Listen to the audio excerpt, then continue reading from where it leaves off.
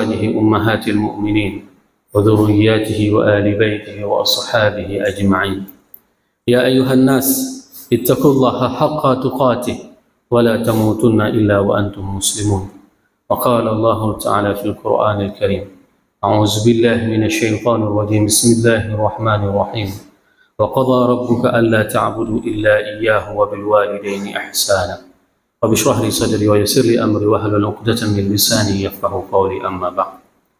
Hadirin jemaah Jumat yang dirahmati Allah, marilah senantiasa kita panjatkan puji dan syukur kepada Allah yang telah memberikan nikmat iman kepada kita, sehingga sebelum azan memanggil, para jemaah sudah berhadir mengisi saf terdepan. Ini merupakan salah satu nikmat yang masih Allah berikan kepada kita. Kendati masih banyak saudara-saudara kita, mereka akan hadir ke rumah Allah ini, akan meraih kesuksesan ini pada saat khatib akan turun di atas mimbar. Semoga segala amal saleh yang telah kita lakukan ini menjadi amal pemberat mizan kita nanti di hari akhirat. Allahumma amin. Salawat dan salam bersama-sama kita sanjung sajikan kepada junjungan kita Nabi besar Muhammad sallallahu alaihi wasallam yang telah mengajarkan kepada kita segala aspek tatanan kehidupan. Tidak ada satupun agama sedetil sebagaimana agama ini. Bayangkan, Rasul mengajarkan kepada kita doa apa yang harus kita bacakan pada saat kita hendak tidur. Pada saat kita ingin melangkahkan kaki kita, maka Rasul mengajarkan kepada kita doa. Zikir-zikir tersebut merupakan panduan di dalam kehidupan kita. Bahkan di dalam Sunan Baihaqi, Rasulullah SAW bersabda, nanti di hari akhir orang yang paling dekat denganku adalah orang yang paling banyak berselawat kepadaku. Ini adalah kesempatan bagi kita semua, wahai jemaah yang dirahmati Allah. Hari ini Allah masih memberikan kepada kita umur panjang, kesehatan. Ayo perbanyak berselawat kepada baginda Rasulullah SAW di hari yang dinamakan dengan Sayyidul Ayyam, hari Jumat, hari yang penuh dengan keberkahan. Semoga apa? Semoga kita senantiasa mau melaksanakan apapun yang diperintahkan oleh Allah dan Rasulnya, sehingga tidak berat rasanya pada saat kita ingin melangkahkan kaki kita mengerjakan sesuatu amal baik. Dan semoga juga pada saat kita berselawat kepada baginda Rasulullah SAW, kelak pada saat kita dibangkitkan, semua manusia akan mencari sosok manusia tersebut, makhluk agung tersebut, makhluk yang paling dicintai oleh Allah, kekasih Allah. Maka hadirkanlah rasa emosional pada saat kita berselawat. Kemban naziklung untuk uro akhirat wate bangkit li Allah. So yang turilu. Siapa yang akan kenal dengan saya? Apakah Rasul akan mengenal dengan saya? Mudah-mudahan pada saat kita melaksanakan apapun yang diperintahkan oleh Allah dan Rasul, dan kita memperbanyak berselawat kepadanya, nanti di hari akhirat Rasul akan memanggil dengan nama kita, dan ini yang membuat kita syok, kaget, terkejut. Kenapa Rasul bisa mengenal saya? Semoga jamaah yang berhadir pada Jumat ini merupakan di antara umat Nabi Muhammad sallallahu alaihi wasallam yang akan diberikan syafaat oleh baginda Rasulullah sallallahu alaihi wasallam, dan akan disuguhkan air dari telaga Kautsar dari tangan mulia tersebut. Allahumma amin. Hadirin jamaah Jumat yang dirahmati Allah, ayat yang khatib bacakan tadi merupakan bagaimana bentuk pengabdian seorang anak terhadap orang tuanya. Akan tetapi pada saat kita mentadabburi Al-Quran, ternyata di dalam Al-Quran itu lebih dari 14 dialog antara seorang anak dengan orang tua. Bayangkan, menyata baca Quran, watita kalan-kalan, pembicaraan antara urung cik dengan anaknya napuklah buah tempat. 14 tempat dialog tersebut, dan 12 tempatnya itu adalah dialog antara ayah dengan anak, dan 2 lagi adalah dialog antara ibu dengan anak. Oleh sebab itu, maka pada saat kita membacakan surat Al-Balad, Allah berfirman, a'udzubillahi minasyaitonirrajim, bismillahirrahmanirrahim, wa walidi wa ma walad. Allah bersumpah demi ayah dan demi apa yang dilahirkan. Padahal ayah tidak melahirkan, tapi Allah bersumpah juga. Menandakan apa? Sosok ayah itu adalah sosok yang disumpahi oleh Allah, sosok agung. Fala uqsimu bimawaqi'in nujum wa innahu laqasamun law ta'lamuna 'azim. Pada saat Allah bersumpah dengan makhluknya, Allah bersumpah dengan bintang, maka makhluknya itu adalah sesuatu yang agung. Allah bersumpah demi kita para ayah. Gemu sumpah ke danyo. Pakan karena sosok danyo adalah sosok penting. Sosok ayah itu adalah sosok yang memang menjadi bagian penting di dalam kehidupan. Ini yang harus kita ambil peran hari ini. Hari ini didik anakmu. Agar apa? Agar mereka bisa memenuhi masjid-masjid ini. Pada saat engkau sudah tua, siapa yang akan mewariskan tempat dudukmu ini? Bisakah engkau memastikan bahwasanya anakmu yang akan menggantikan tempatmu hari ini? Ini adalah tugas penting dari seorang ayah. Nafkahi dia. Karena pada saat engkau menelantarkannya, maka engkau akan dihisap oleh Allah nanti di hari akhir. Engkau akan ditanyakan oleh Allah, an syababihi fima afna, bagaimana masa lajangnya? Kemana engkau bawa masa lajang anakmu? Apa yang engkau ajarkan kepada anak lajangmu? Itu akan ditanyakan oleh Allah. Apakah engkau memberikan gadget kepada mereka sehingga hampir setiap waktu mereka menghabiskan waktunya untuk bermain game? Maka hati-hati para ayah, engkau akan diminta pertanggungjawaban oleh Allah nanti tentang anak mudamu. Hari ini engkau bisa mengatakan saya sayang terhadap anak saya Ustaz, tapi cara sayangnya itu haruslah benar. Lihatlah bagaimana Rasul pada saat beliau menyayangi cucunya, beliau mencium. Hari ini ada seorang ayah yang sama sekali tidak pernah mencium anaknya. Ikli anu dia intat bak kamu ya but watil lihafai Quran. Saya katakan saya peluk, saya cium.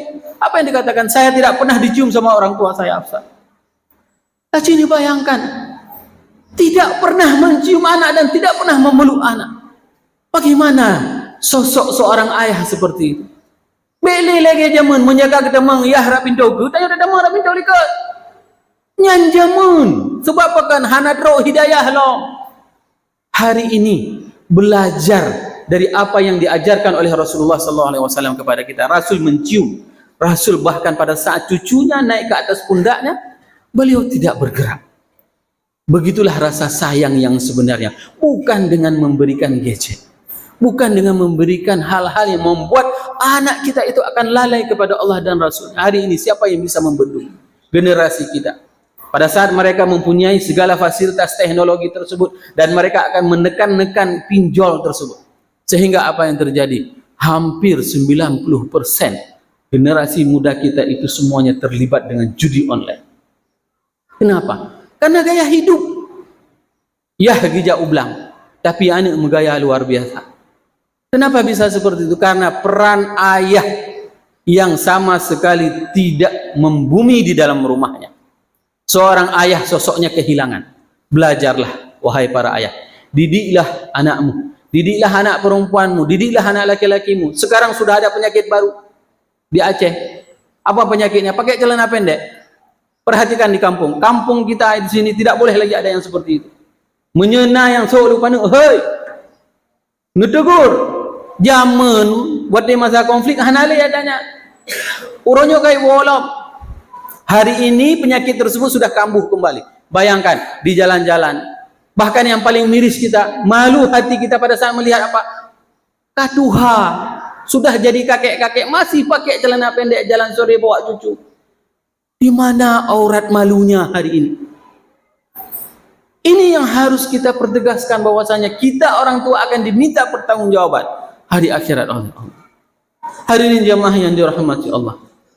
Pada saat Imam Ibnu Abbas menjelaskan tentang ayat wa qadha rabbuka alla ta'budu illa iyyahu wa bil walidaini ihsana. Beliau menjelaskan bahwasanya ihsan, kebaikan itu adalah tanpa batas. Kebaikan itu adalah tanpa batas. Jadi salah seorang bertanya kepada Umar bin Khattab pada saat dia membawa ibunya dari Baghdad, dia gendong ibunya ke Makkah untuk dilaksanakan ibadah haji. Dan dia berkata kepada Umar, apakah saya telah berbakti kepada orang tua saya? Maka pada saat itu Umar mengatakan, tidak. Tidak ada sedikit pun dari yang dikeluarkan oleh ibumu pada saat dia melahirkanmu itu setara dengan apa yang telah kau perbuat hari ini. Maka kata-kata ihsan tersebut kita berbuat baik kepada orang tua kita tanpa batas. Tanpa batas. Bahkan pada saat masih ada di antara saudara-saudara kita yang mempunyai orang tuanya orang non-muslim, itu pun harus dia lakukan. Kami pada saat melakukan kajian di Kahfi, ada salah seorang jamaah yang bertanya, apakah saya boleh berbuat baik kepada ibu saya yang masih Kristen? Saya bilang silahkan. Lakukan sesuatu yang membuat tersentuh hati ibumu. Kenapa? Berbuat baik itu adalah wajib kepada orang tua kita. Kendati dia bukan orang muslim. Jadi dia lakukanlah. Dia lakukan setiap hari. Apa yang disukai oleh ibunya? Ibunya pas mau ke gereja, dia semir sepatunya. Dia lihat anak-anak yang lain yang seagama dengan ibunya tidak ada melakukan hal seperti itu. Tapi kenapa anaknya begitu masuk Islam berubah akhlak? Dia tanya, kenapa ya kamu bisa berubah nak? Islam bu yang membuatku berubah.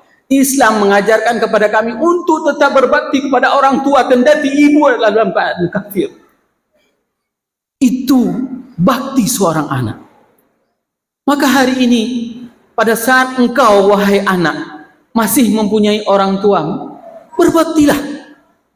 Berbakti, buat orang tuamu itu bahagia. Kenapa? Karena dulu pada saat engkau masih kecil, dia menangis, dia menderita, geja ublang, dia minta rezeki, dia pilih pinang. Semua dilakukan untuk apa? Untuk kamu anaknya, sehingga dia bisa menyekolahkanmu. Hari ini begitu engkau sukses, engkau mengatakan, aku sukses dikarenakan sekolahku? Tidak, sama sekali tidak. Itu semuanya dikarenakan jerih payah. Upaya yang dilakukan oleh orang tua kepada kita anaknya. Dan doanya di malam hari. Doanya yang dia panjatkan kepada kita anaknya. Untuk apa? Untuk supaya anaknya itu bisa mengenal Allah dan Rasulnya. Hari ini pada saat dia sudah tua, jangan engkau perbuat dia sebagai pembantumu. Jangan engkau buat dia sebagai budakmu di rumahmu. Engkau suruh antar anakmu, engkau suruh jaga anakmu, engkau suruh dia ke pasar untuk belanja. Kenapa? Karena saya suka kalau mama saya yang masak bebek. Udah pegang mati pembantu. Hari ini jihadlah bagaimana kasih sayang mereka dulu terhadap kita. Maka balaslah, buat mereka tersenyum, buat mereka bahagia. Kalau kita tidak mempunyai orang tua yang besar namanya, maka besarkanlah namanya. Ini adalah tugas kita wahai para anak, untuk berbakti kepada orang tua kita. Ada salah seorang jemaah yang bertanya kepada Syekh Huzaifi di Madinah. Dia sangat menyesali dengan kehidupannya. Kenapa? Karena pada saat itu dia mempunyai seorang ayah. Ayahnya sudah pikun, sering memecahkan piring, maka dia letakkan di depan rumahnya yang berbentuk pos jaga. Ditaruh ayahnya di situ, dikasih piring plastik, sehingga apa? Semua terputus hubungannya dengan dia. Meninggal dunia, dan dia mengajak anaknya untuk membersihkan ruangan kakek. Pada saat sang ayah memerintahkan kepada anaknya, nak ambil piring kakek, simpan, nak ambil piring kakek dan buang piring tersebut. Apa yang dijawab oleh anaknya? Jangan pak, piring ini akan saya simpan. Kenapa? Supaya nanti saya bisa kasih makan bapak nanti waktu udah tua. Inilah yang dinamakan dengan balasan terhadap kita terhadap orang tua itu akan langsung nampak dari anak kita. Maka hari ini pada saat kita berbuat baik kepada orang tua kita, mengabdi diri kita kepada orang tua kita, maka anak kita juga akan berbuat baik kepada diri kita. Sungguh hal yang diharapkan oleh orang tua pada saat membesarkan kita anaknya itu adalah ada orang yang akan memandikannya pada saat dia meninggal dunia. Benar patih, paling bahagia. Sidro urung si paling bahagia. Seandainya yang peglih kotorannya adalah anak roy. Kan urung lain. Wati peglih wayang mat kotorannya adalah anak. Sebab apa kan? Dari zaman dari ubek ke semana, anak yang dia mandikan setiap hari, dia sisir, dia bedaki, dipakein bajunya setiap pagi, setiap sore. Ini dilakukan oleh seorang ayah. Kenapa? Karena dia mempunyai sebuah harapan. Nanti pada saat aku meninggal dunia, anakkulah yang akan memakaikan kafan kepadaku. Anakkulah yang nanti akan meletakkan kepalaku di liang lahat. Kenapa? Karena setiap malam pada saat dia demam dulu, dipeluk kita oleh ayah kita, digendong kita oleh orang tua, oleh ibu kita. Sehingga pada saat kita sudah tertidur lelap, maka diletakkan kepala kita di atas bantal dan jangan sampai terbang. Nanti suatu hari orang tua semua menginginkan yang akan mensalatkannya itu adalah anaknya, yang akan memandikannya itu adalah anaknya, yang akan menurunkan tubuhnya berbaring terakhir kalinya di atas muka bumi itu adalah anaknya. Inilah fungsi seorang anak, yaitu berbakti kepada orang tuanya. Dan bagi mereka yang sudah tidak ada lagi anak orang tuanya, maka bermunajatlah, pintalah ampun kepada Allah. Mungkin selama ini sudah puluhan tahun lamanya dia melupakan orang tuanya, minta ampun kepada Allah agar dijadikan kuburnya raudhatun min riyadil jinan. Semoga dijadikan kuburnya menjadi surga bagi orang tua yang telah meninggal dunia.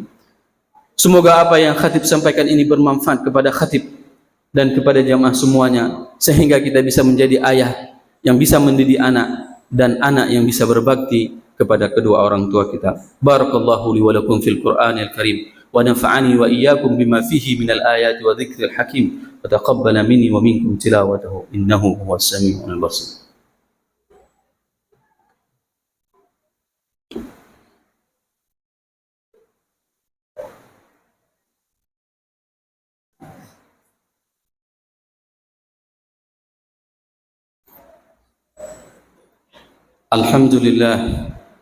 الحمد لله الذي خصنا بكتاب أنزل وأكرمنا بنبي أرسل. أشهد أن لا إله إلا الله وأشهد أن محمدا عبده ورسوله. اللهم صل على سيدنا محمد وعلى آله وأصحابه أجمعين. يا أيها الناس اتقوا الله حق تقاته ولا تموتن إلا وأنتم مسلمون. قال الله تعالى في القرآن الكريم.